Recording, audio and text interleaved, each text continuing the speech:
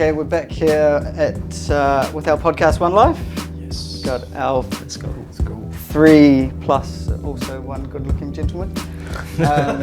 Who's the We've one? been enjoying the summer. We've had a couple of months of sun, and I'm a couple of shades darker. Noam's a couple of shades darker. JK and Alistair have a nice golden tan going on. So Oh, thanks, mate. we've been busy, and we've been doing a whole bunch of things, but we're enjoying the sun. We've had a whole bunch of work events on, and we're having a good time. I'm still in shorts. The team is still in shorts at the office. It's been great. The weather's been awesome. So we're back here to talk about business. Today's topic is one that a lot of people have been asking about, not only over summer and this barbecue time, but for a long, long time. And we've talked about it before. You and I have been on a podcast before as guests and talked about this. Still a lot of questions that came out of it. So the topic today is money and relationships. This time we're going to be talking about it in all aspects, mostly related to business, but also more aspects like personally, professionally. The last time we talked about this, we never talked about business. So this is going to be an interesting one. There's going to be some things that people don't like and some things that we won't like. So, plenty of opinions, mate. yeah. So I guess my first question is to each of you, and this is an assumption, when do you think you got comfortable yourself dealing with money? And maybe let's just start with Darren. It's a hard one to start with. Probably more recently, if I'm going to be really honest. And that is, I don't even know why. Like, it's just once you get to a certain place and you feel like you have enough money and you're living the life you really want to live, then I feel like your relationship with money gets easier. Yes. So it's like quite a broad question, I think. Difficult one. Yeah. Yeah, tricky. For me, it's, because, when you grow up and you go to university and you're flatting and, I didn't come from a really rich sort of family or anything like that. Money is, you're always worried about money to a certain extent. And, I went through university and I had a student loan and, you try and pay that back. So, a bit like yourself, probably not until the sort of last 5 to 6 years, it may be a little bit longer than that, where you're actually earning a little bit more money and you can be comfortable with how you live your life, with my wife and family as well. So I think once you get to a certain point and you're earning money at a certain level, I think it becomes a little bit easier and you're less worried about paying back your student loan. You've got a bit of debt for your car that you've had in the past and all those sorts of things. So I think that's, for me, that's probably where I've become more comfortable. Yeah, but to your point, not ages ago. It's probably just, I think it's important to acknowledge that. Over the last sort of 5 to 10 years maybe, but maybe less than that. Yeah, I think it's a whole journey. Like for me, like relationship with money is like having another girlfriend, right? Except that person's money. It goes out throughout your life. So for me, it's certain milestones. The first one is getting my first job at 14, paper runs, and then I went into retail at 16. Then you start to realize how hard money is to make, right? Instead of buying that Air Max for $200, you're like, shit, that's like 1.5 days of full-time working, standing at a shop front. Then the second one is buying a house. Like that's the second milestone. I bought my first house when I was still dating Kirsten back then, and shit got serious, like you got to pay a mortgage, you got to go to work every day. If you lose your job, you can't pay a mortgage. That's the pressure that comes on. And I'd say that the milestone, not yet, but we're planning for a family. So, think getting your shit in order, getting your... Come that glorious day, mate. Yeah, mate. And that is the third milestone. And I guess the fourth one is when you actually have kids and like you guys, right, getting more mature with it. Yes. And you're always learning, Yeah, totally. So Tough years, mate, when you have those babies. You lose the whole income. And the pressure and the responsibility comes back to us as parents as well to make sure the kids get enough and all that stuff. So, My journey is probably very similar to yours. I was always like good at saving, not necessarily so good at spending.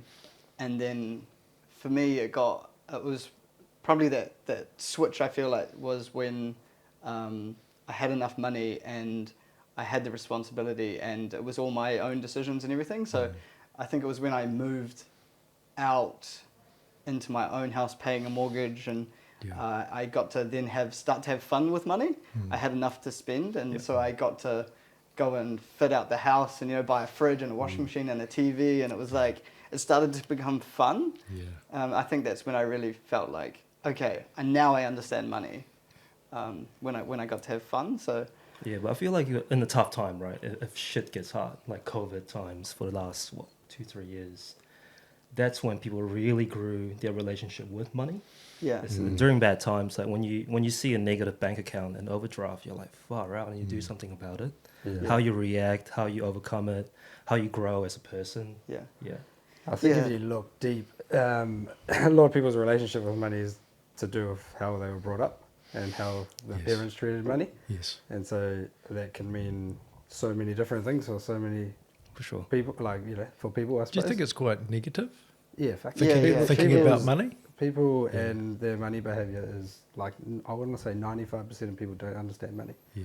Probably higher. And have a shit relationship with it. Yeah. Sometimes it's PTSD, right? They see the tough times that parents go through in their childhood, Yeah. and you're like, oh man, it's too hard. Getting your mortgage is too hard. Yeah. Put my head in the sand. Just Well, it's that whole thing that think. it's like money is the root of all evil. Yeah. If you believe Yeah. that, then it will be evil when you Yes. don't Yes. have it and when you have it. Yes. But if you believe, they say, oh, money doesn't grow on trees. Well, if you believe money does grow on trees, then maybe That's got to be the worst fucking saying ever. yeah, Like, like- just like whose parents didn't say it, and then how has it tainted their thinking now? Yeah. It's ridiculous. That money doesn't grow on trees, and the rich are just bad people. yeah. Like, Yes. that Like is money terrible. literally can grow on trees if you just walk outside and you just pretend there's money trees everywhere. There is literally money everywhere, and you just have to go get it. You said literally though, well, that's just a mindset. It's Yeah, not yeah. literally Like, gonna I grow mean, on the tree. like this door. Okay, yeah, not literally. Literally, it's just one of those fuck, where's your bullshit money words. tree, man? Mate, that's one of your dreams yeah, again. give me a couple in my backyard. Eh? He's only one of those. There's doors open everywhere, right? Yes, yes, yes. So just to round out this, so for Naren, it was like getting that relationship with money was important. For Justin, it was like getting comfortable and when you were less worried and having enough of it. For you, it was a bit of a journey and like getting your shit in order. So, and for me, it was more about when I got to start having fun with it and was earning enough. So that's about relationships with money, but we're here to talk about money in relationships. So to start off with, the relationships for us are like with your husband or your wife or your girlfriend or your boyfriend or long-term partner and the differences there, and business partners for sure is something we want to touch on today. Yes. Other than that, what other things are there? Yeah, I think those are pretty much the main ones. How Yeah. how about your relationship with your business versus your personal account as well? And that comes back to the OneLife that we speak Yes. of. So yeah, for that is sure. one place where we say do not have one life with your money, right? We're always harping on about having your business money and your personal money and not getting it all. Well, I think clusterfuck. that's us being a bit selfish, because you need to have that separation, because if we're trying to reconcile business and personal information to prepare financial statements, that's going to be a big fuck up, right? Yeah. So we don't want that. So we try and keep those separate, but I suppose the mindset is that they are interrelated as part of OneLife. Yeah. Yeah. So let's start with business relationship. So like your business money with your business partner. How do you guys think you can form good habits, or you can have a better way of like working amongst each other?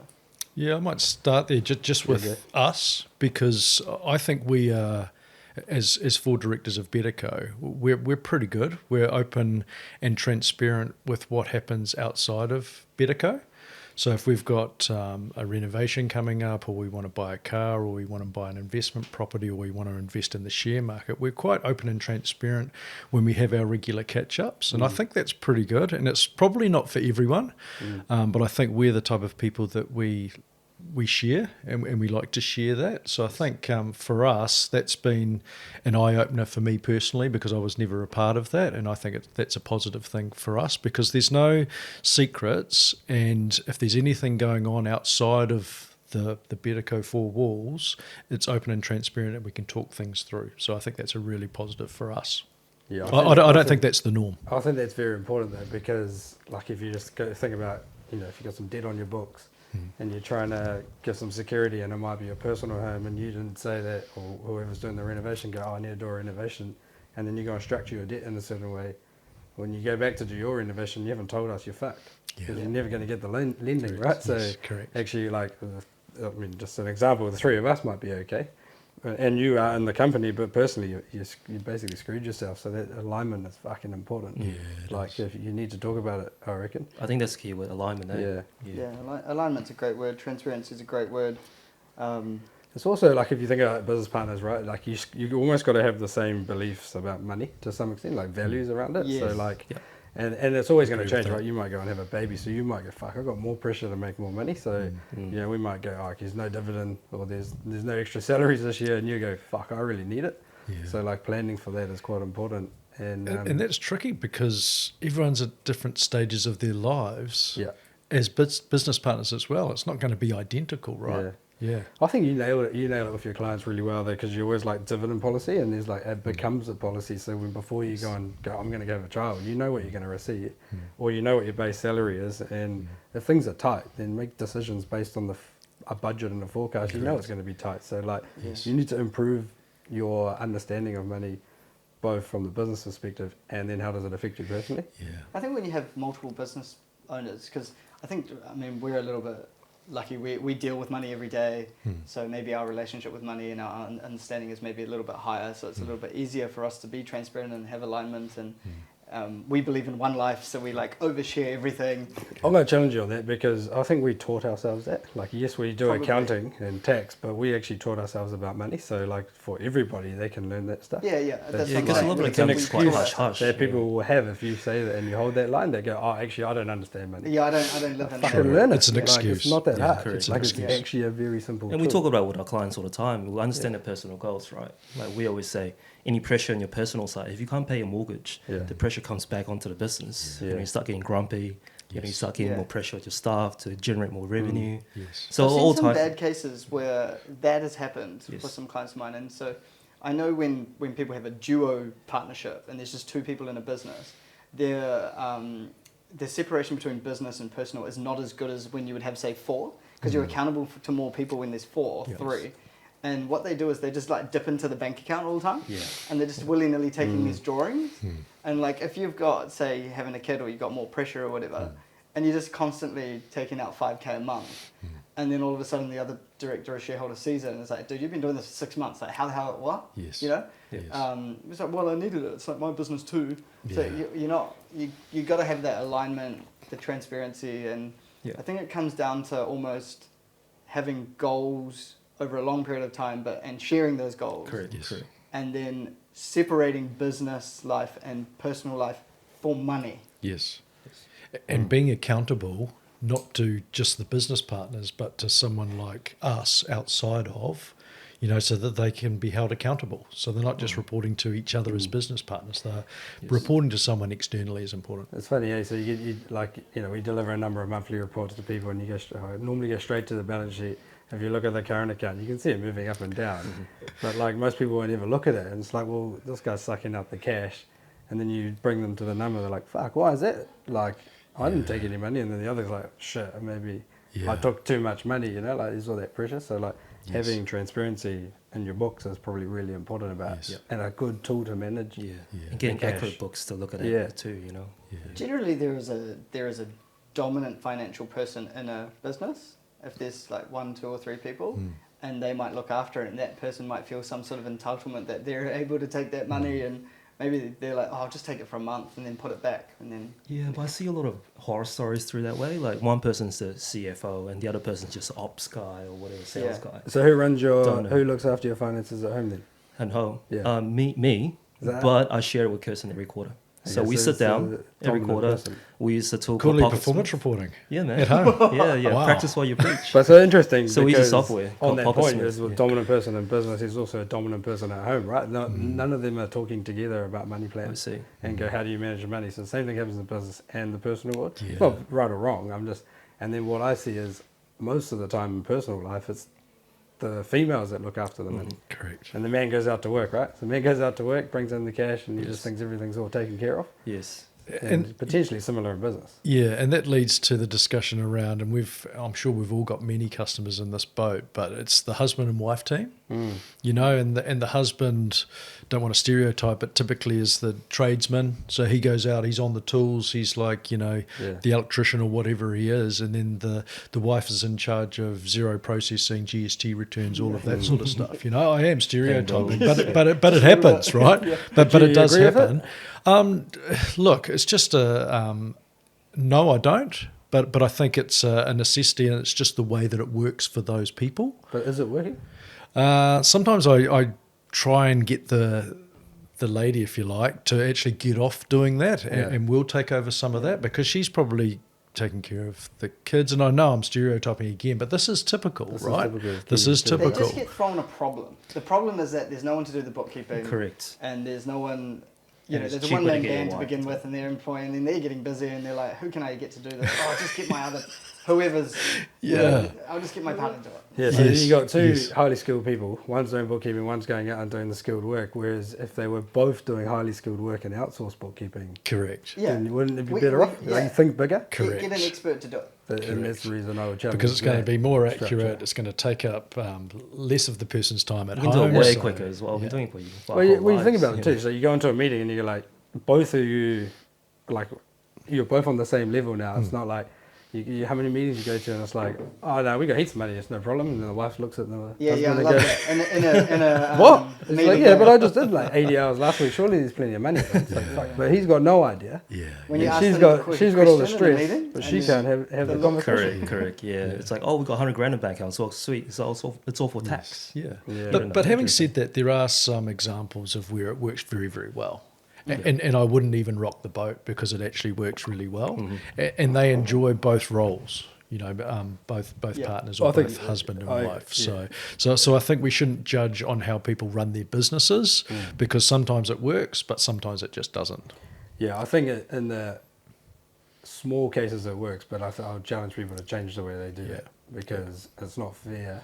I think it should be, even if you change the roles every 3 months, that's fine. Yes. But like, otherwise you're going to get finger pointing and going, mate, I'm meant to do the work and you're meant to look after the money. Yes. And then the relationship in business fucks out, and then the relationship at home Yes, fucks yes. out too, right? So See like, all the time. actually it should be equal, in my opinion. Yeah. Equal is fine, but we always tell people responsibility and doing is two different things.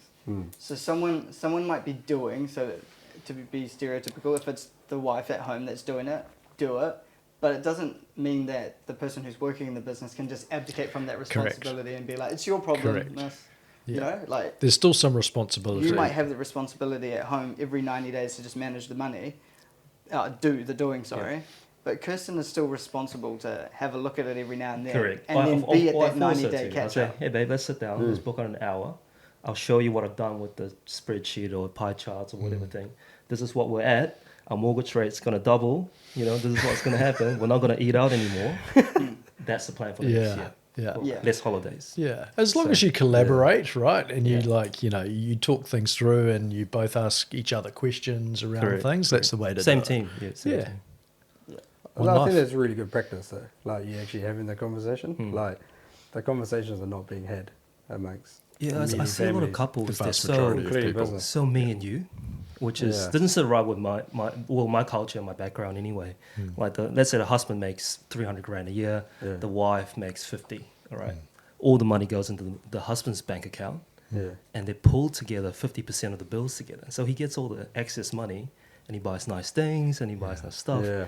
And then he buys her a gift here and there, but she don't get anything else. That's odd, That's man. yeah, that's interesting. That's So, right. so I've what seen do- relationships like that before. Yeah. Is that money control? Yeah, it's almost ego saying like, "Hey man, I make more money than you. Yeah, right. I can spend it myself." That's wrong. Yeah, that I think that that's stems from real like, toxic. Eh? when someone's like, okay, you go out and you make the money, and I will sort home, and then they're actually not, they're not a team. So they're just like, that's your problem, that's my problem, I'll sort it, I won't share how I handled it, I just did it. Yeah, but again, it comes back to relationship with money. They might have been burned in the past from a previous relationship. True. Yeah, And correct. maybe she took all of his assets or whatever. Yeah. And then now he's just like, okay, that's my stuff. Yeah. You look after your So stuff. do you guys personally, or do you see it amongst your customers, do people have separate bank accounts between husband and wife? Do they have a joint bank account that they share expenses, or do they have everything equal and then you have buckets of bank accounts where you're doing different things? What are you seeing out there in that regard? I think everyone's different, like, and it shouldn't. Well, it should be. For me, it's just completely automated. It's so simple, and like if your structure is more complicated than mine, you got a fucking problem. Because Is yours complex?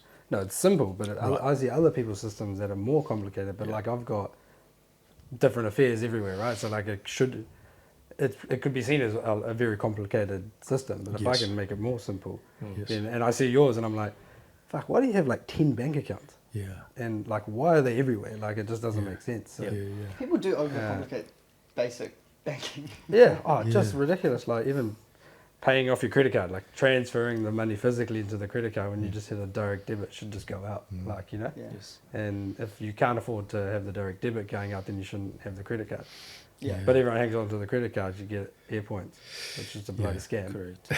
Unless I you mean, know to how to answer use your it. question, I don't think it's one size fits all. No. But for me, I definitely have a preference, and I definitely have a strong opinion that the money should be combined, Yes. whether it's combined as it comes in or combined afterwards. Yes. It doesn't matter to me. Yes. But I feel like it should be combined, because how else are you building a life together? Yes. How else are you keeping each other accountable? Yeah. How else can you prioritize spending the money on a cot or a new car? Yes. Or had a conversation this morning with someone, water cylinder went $6.5 grand. The fuck kind of cylinder is that? I don't know. A gold-plated $6.5 one, grand. or You know what I mean? So like, yeah. So for me, my preference is that for transparency, Yeah. I feel like the money, whoever's got money coming in, should go into a joint. Then there's transparency and everyone can see it, and there's Yes. accountability. There's Yes. no bullshit, no lies. Yes. Yes. Then if they want separation from there, then you get your 500 a week, you get your 500 a week, whatever the amount Correct, is. and you can Yeah. go and buy your beers, or you can go and buy your makeup, or whatever it is, right? Yeah. Yeah. If they want that. If they don't want that separation, they don't want to hide anything, just want to use the same credit card, Yeah. the same F+. So are you they're saying good. people keep money separate because they're hiding shit from each other? Not hide shit from each other, just if they They've got different things that they want to spend their money if they on. got different But, like, things and they You don't can want still to spend it out of one bank account. That's what I'm yeah. saying. I don't have So a they're like, problem. Which I way actually it is. just Yeah. no. I'm not saying you have a problem. I'm saying I wonder if people are actually separating their money because they don't want their partners to see what they're spending money on. Yeah, And there's so then that. it goes but into I think one there's account like more for of bills. a positive thing from it as well. Sometimes it's like, if I want to buy a gift for my wife, Correct. I don't necessarily want her to know how much it is. Like, we're not big spenders on gifts. Yes. But like, if I want to just quickly buy something out of the goodness of my heart, I don't necessarily want her to see that. Yeah. I mean, all our money's always, we go in ebbs and flows, depending on what stuff we got going on. Yeah. So sometimes we use personal split accounts. At the moment, we don't. Like, all our money's in one pot. It's like quite simple, like very simple. But So there's yeah, that so I think the split moral to the story is that there is not one perfect way of doing things, and there will be little differences amongst everyone with their relationships and money. Yeah, I think generally it should be automation is key and simplicity. Yeah. And then yes, you can have minor tweaks, but like it's got to be really simple. Yeah, and you can create better habits probably. Yeah. Yeah. So people can reassess at any given time and Yeah. do things better. I'm with Vinay on the you shouldn't have separate bank accounts thing. Yeah. Like, and I'll probably get slammed for it, but I think your money psychology separately is not. You got to kind of come together and be like, this is what we believe in. This is where we're going to spend our money, and this is what we're going to do for the next year. Like, plan for that stuff rather than go, oh, like I earn 100 grand and you earn 40 grand. Like, I just like, isn't it a family income? Like, it's different if you're. The only times I think it's okay is when I see like new marriages or separate like they've been divorced and then they come New back relationship. together, and then like there's a big fuck up, there's a big Correct, mental correct. block there. So Yeah. I kind of respect that. Yes. Or you got complicated business structures and that sort of stuff, like Yes. then it's okay. But if it's really simple Yes. salaried workers, then surely you want to be on the same page. Yeah, but look, I've seen so many marriages fail because they have separate bank accounts, and let's say the guy goes into a gambling habit, or the female goes into I don't know, shopping habit or whatever, and rack up a bunch of credit cards, Yeah, yeah. and they find out a year later, say, shit, you just rack up 30 grand of debt. Remember, Or- anyone can just rock up to a bank and get a credit card Correct. without the approval of your partner. Yeah. So that's where it comes down to that. It's all trust That based, honesty and trust, Yeah. right? Because Yes. even you could have a joint account and be fully transparent, but there's nothing stopping anyone going to the car yard, buying a $100,000 BMW and signing that paperwork, and it's on tick. Nothing stopping anybody if No. you can afford Yeah, it. that's right. So anyone can do what they want, but it comes down to the goals of the family or the couple Yeah.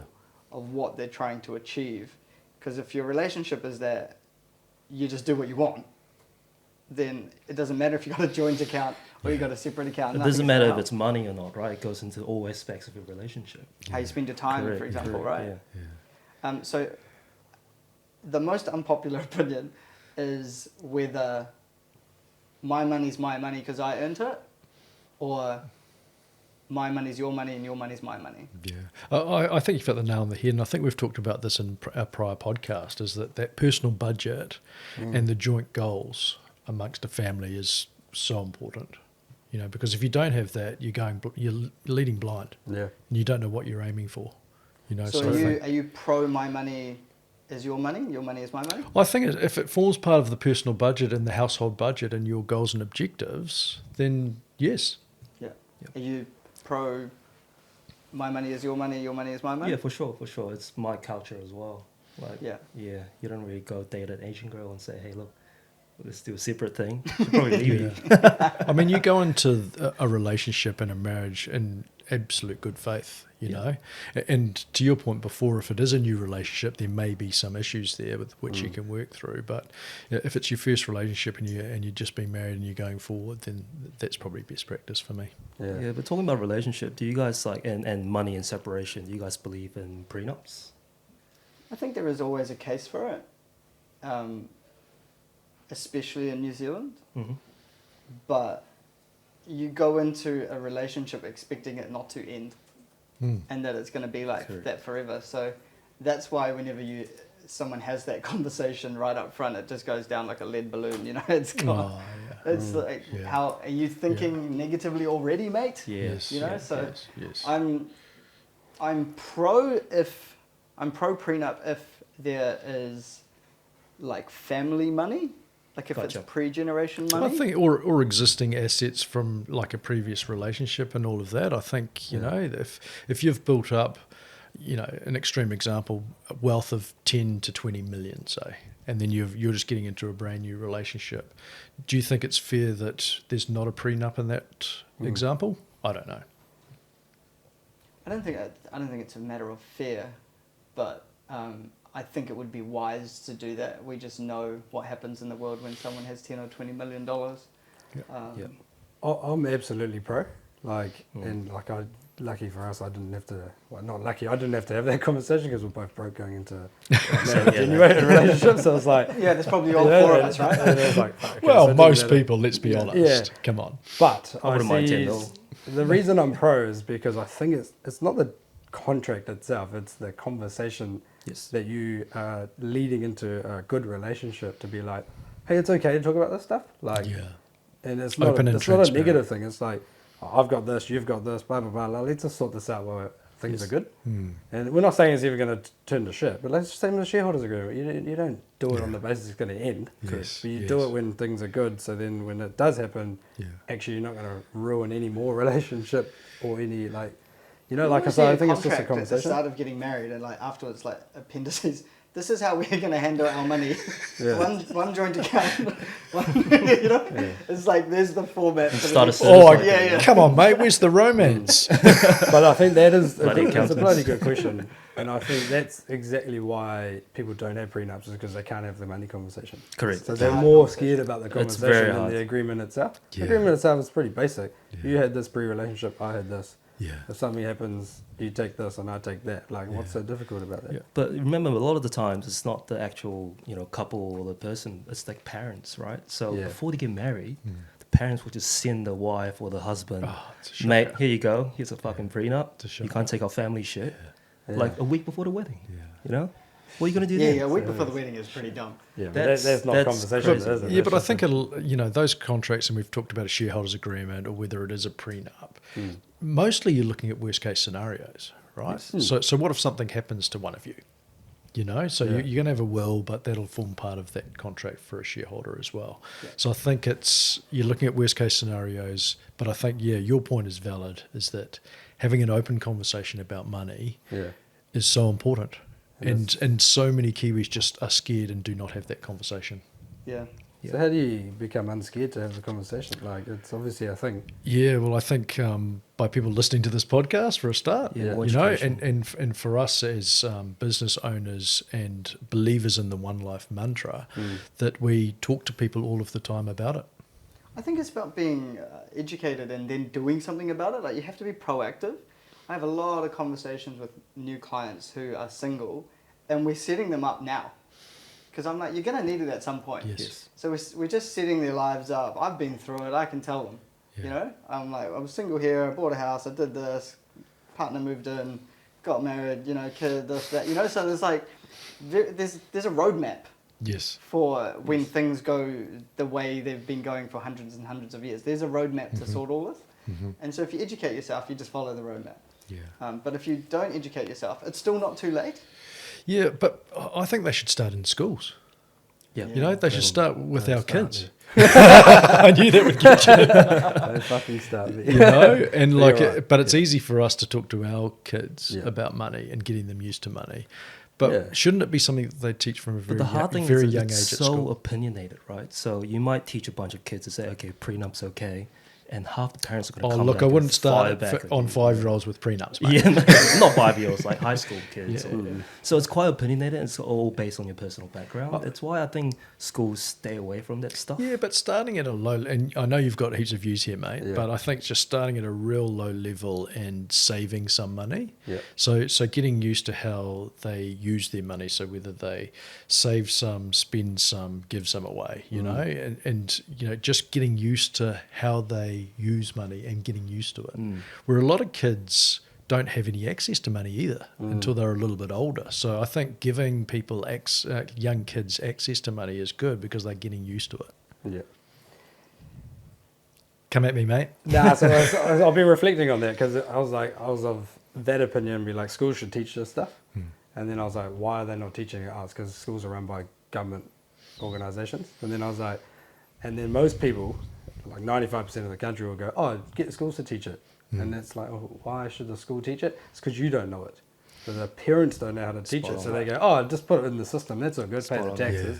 Yeah. And actually, I can see a small amount of people gaining that because like these parents will never get educated and they need a government system to help them. But the majority of people don't need that. If they just upskilled themselves at home and looked after their own money, then they'll be able to pass it down to their children. Correct. So they'll worry about the types of formula they'll drink, the food they eat, and how much TV you can watch, but no one ever talk about the money. Yeah. And it's because they don't know themselves. Yeah, it's pretty sad, I reckon. Yeah. Yeah. I think that's key, right? And then that brings me back to the whole responsibility thing. And again, probably an unpopular opinion, but it is, if we're talking about kids here, it is the parents' responsibility to teach the kids, not the schools. We can put it into schools all we like. Even if we do that, kids are going to bring home homework. It is still the parents' responsibility to teach kids. When they come of age, no longer their responsibility.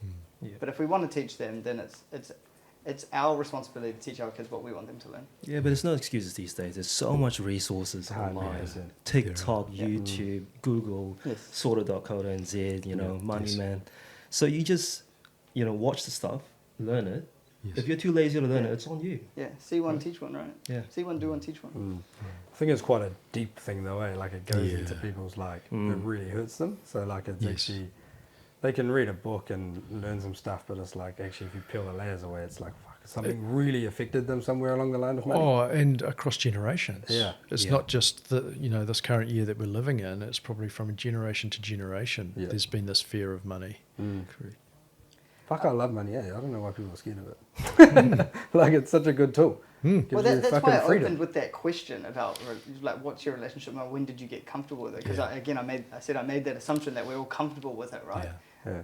And we like talking about money and stuff. And I've always said I fucking love money. Like I love it. I love everything about it. I love making it. I love using it. I love spending it. I love trying to figure out how to make more of it. Like I love automating my bank accounts and like. You know, Yeah, you're weird like that. I think it's good. You're unapologetic about it, which is where most people should live their lives, because actually that's a great place to live, because you can actually make choices that make you happy. Yeah. And it's full freedom.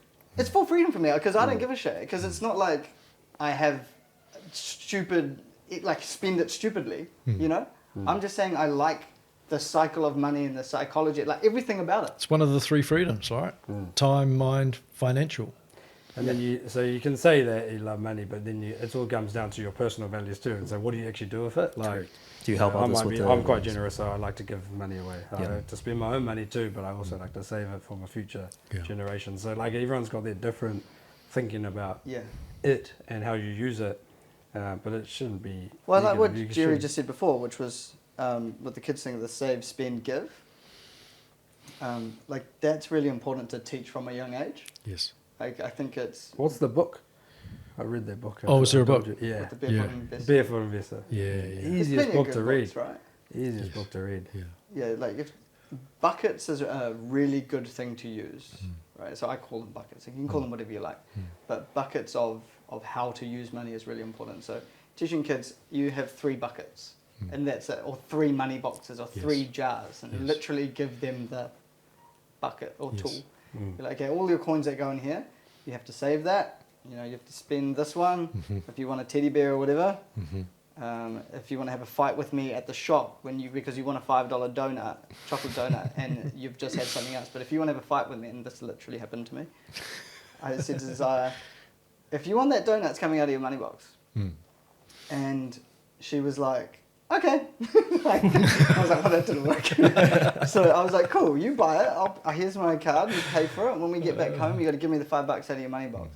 So we got home, beeline for her room. I was like, here's your money box. And she knows how to count, but not like count out money. So I got like all the $1 coins. She counted out $5 and gave it to me.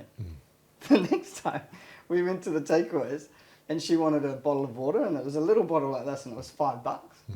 And this is me like, numbers go, I'm not paying $5 for this tiny little bottle. We're like 60 seconds from home. And she was kicking off.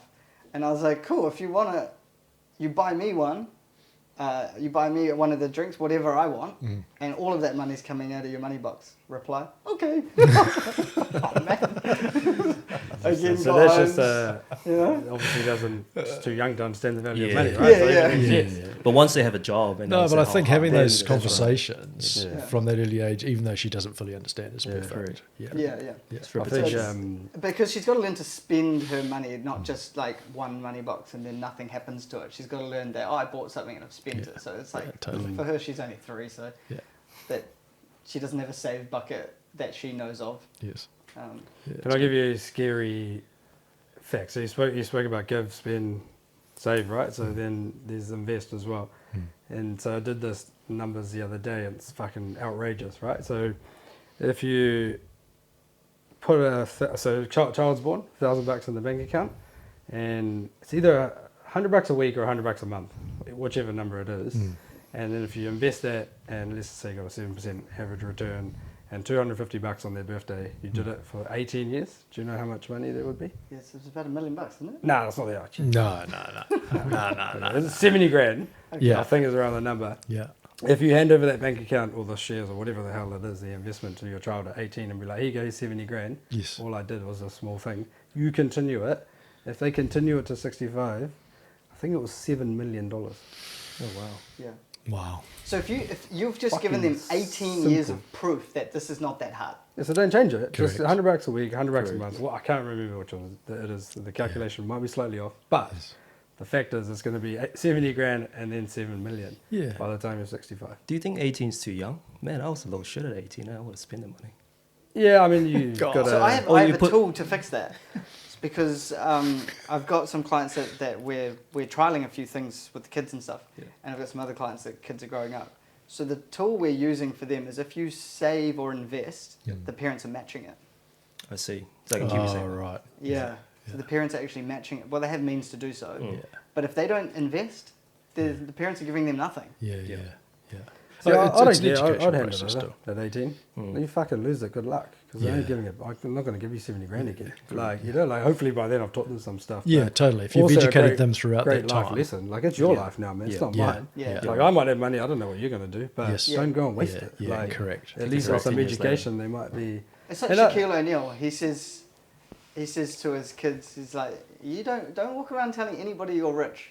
Guess who's rich? I'm fucking rich. You're broke. You know? When I die, you're getting nothing. You know? I Like, love that. You I sort it love out. that. Yeah. This is my money, Yes. and your mum and I are spending all of it. Mm. So, yeah, I mean, it might be an expensive life lesson, but we've all had expensive life lessons. Yeah, and we have. You always make it back. Yeah. But if you Yeah. don't have those lessons, that's where you fucking Yeah. become potentially a spoiled shit, you know, like if you're Yeah. just handing out money. That's right. There's, we're talking about kids a lot here, but we'll just finish, I think, but like, I actually see a lot of parents giving kids money. Yes. Like always, from my work, when I sit and look at it, I'm like, it feels like money control. It's like, I'll give you this money for the car, but The that- emotional. the emotional Yeah, attachment. I and see it I'm happen like, all don't the take time. your It parents' happens money. all of the time. The That's- more you take your parents' money, Yeah. the more control they have over your life Yes. decisions, Yeah. and Yeah. the more guilty you feel about making your own decisions. Yeah, so I actually think it's Just don't. not the right thing. Yeah, a Yeah, parent it to do depends without education. because I've seen examples of where, a child will borrow some money off their parents to buy a car, but they will pay it back. Totally fine. That's Yeah, better. I'm that on- is so I'm on much for better. that. I'm Yeah, for so, that. so if you've paid it back Yeah. and it's Yeah. not a gift, that's a really good life Yeah. lesson, and it's a good I mean, lesson it could with be, money. It could be a half or like a third or whatever. Like just, No interest, just repay the whole Yeah. lot. You know. You got to be, Yeah. but it's got to be paid. It's got to have a repayment thing. Yes. But it comes down to education, right? I've seen two ends of the spectrum. Mm. Both wealthy families, really wealthy for 2-3 generations, don't have to worry about money. One of the kid, very well thought, runs the business for the dad, very humble, never buy any branded stuff. Yes. The other one, mum buys him 150 grand sports car, just Yeah. for fun. Wastes his whole Can I life. be her you know. son? But you see, that we came from a different background, right? Yeah. If you had the same upbringing as this person for the next 20, 30 years, from Yes. his parents getting spoiled, throwing money at him, Yeah. you need money, just give you 50 grand, Yeah. you're probably going to have the same habits as that person. Yeah. You know, kids are very It's hard to break that vulnerable people, you know, habit. and Yeah. No, yeah. totally. so it comes down to education. Yes. Yeah, so we've been talking about money and relationships. Relationships are, it's not just your relationship with money. I think what we started with is you got to sort your own shit first. You've got to get your relationship with money right as an individual. And we've talked about this a lot in our previous podcasts, how you actually have to have your own shit together first before you can help anybody else. So if you do that, then you also got to think about what are all the different relationships I have with money, especially in business. You've got your business partner, you've got your employees, you've got a whole bunch. You've got your suppliers, Yeah.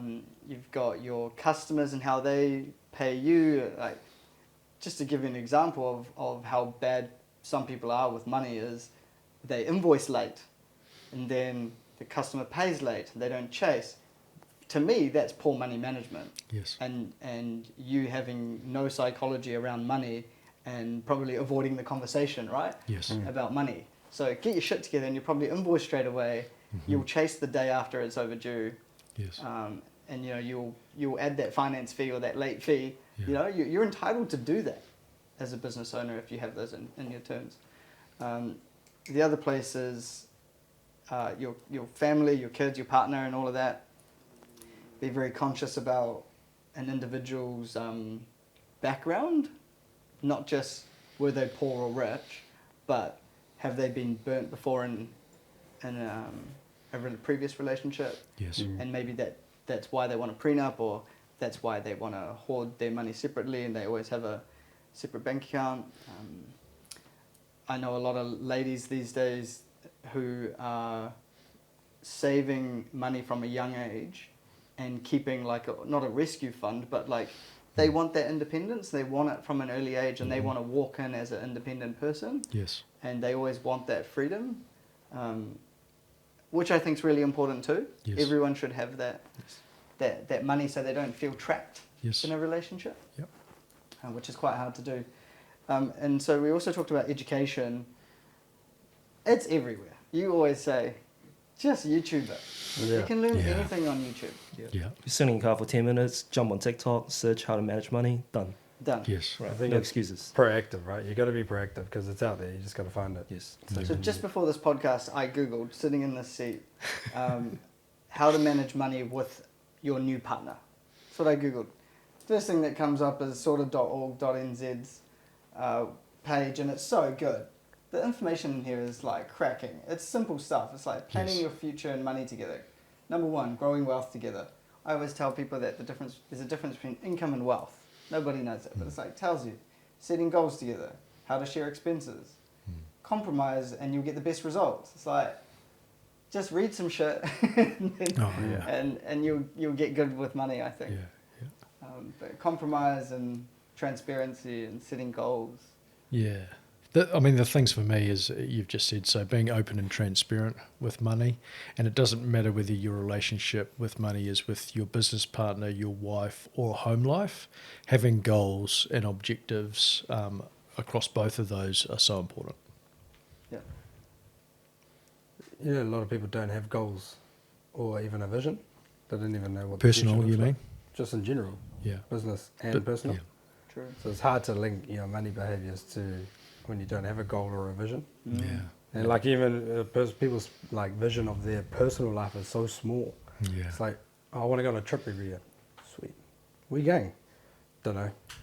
How much you going to spend? Don't know. What are you going to eat?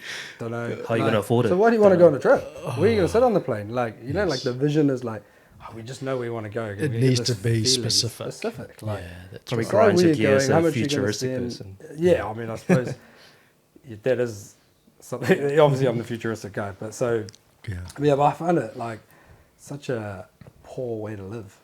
Like it's not very. Vision is a great word because Yeah. a vision by definition is like 5 years plus. Like, it should be a little bit scary and whatnot. Yes. So 5 years plus, and goals are typically 1 year down. So like, vision is great because if you have a vision, you can share it with all those people in those relationships. Then you start to work backwards and engineer it to get to the vision. Correct. Without vision, you can't have goals. You can't create habits. No. You can't create any automation. You can't get happy with it. So Yeah. And I incorporate that into my question that I ask business owners, but now I'm going to ask for their personal lives as well as what is your end game? personally, yeah. So it's not just in business, but it's OneLife. So it's both business and personal. So what's your end game in your personal life? You be careful when you ask that question, because the end game will probably get the answer you'll get is death. Yeah. It's different about business. Yeah. But you know what I mean, That's though. pretty smart. Yeah. But it's a great question. Yeah. Any closing comments from you? Yeah, I think relationship with money is an ever-growing thing. You get older, you learn mistakes, but I always believe in learning through education instead of trauma. Yes, you will learn through trauma, but it's good to avoid it as well, with education from either being as a parent to your kids or being an accountant to our clients or being a friend to one another too. Yeah. Great. Awesome. Anything else? No, I think, look, money's important, and yeah, I said I love money, but it's in line with values that I like to live by every day, and I want to live a free life, and I want people to have a better vision and live a free life too, right? So get out there, learn some stuff, and there is a right way, but there's also a different way. Yes. There's definitely a wrong way, so don't go down that path. Yeah. Yeah, I think that's important. There's definitely a wrong way. Indeed. There's multiple right ways. Yes. But so do what's right for you. Change as life changes. I think it's really important. You got to grow as a person and grow with your relationship with money and grow with your ideologies and as life moves on. Yes. How you spend money as a teenager is very different to how you spend money in your 40s and married and kids and no kids and all that sort of stuff. So, Correct. great conversation. Great I think topic. We could almost do another few hours on that one, but Yeah. we better wrap it up. Yeah. Thanks, guys. Awesome. Cheers.